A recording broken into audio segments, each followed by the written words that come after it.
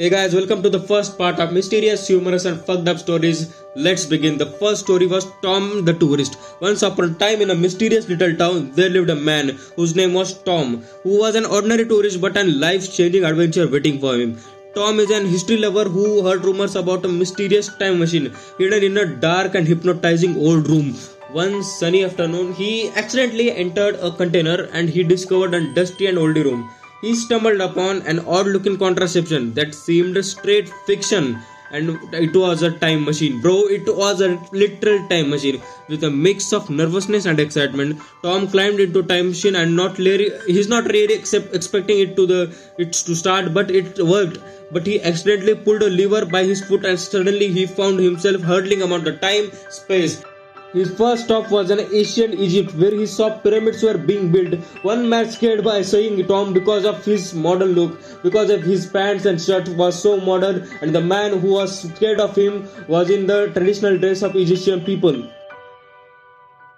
He stopped at the time of a Roman Empire, but some soldiers saw him and he tried to attack him, but he escaped to the next stop. Tom's traveling adventure took him to the next century where he dined with the robots and explored cities of Mars. However, time travel was not simple as he thinks.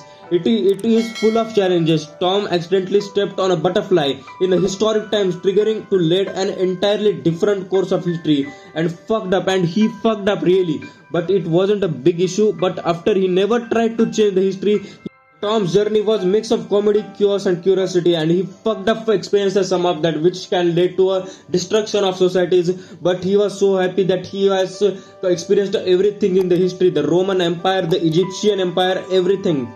He saw and met some of the celebrities and the old politicians. Some of them were the Austrian painter also there included.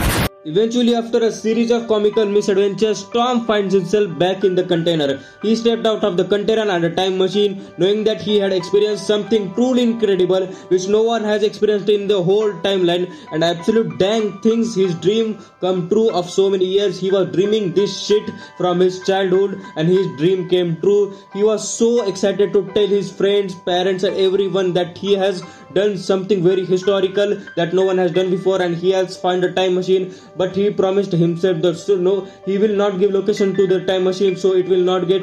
Like, share, subscribe for the next part as early as possible.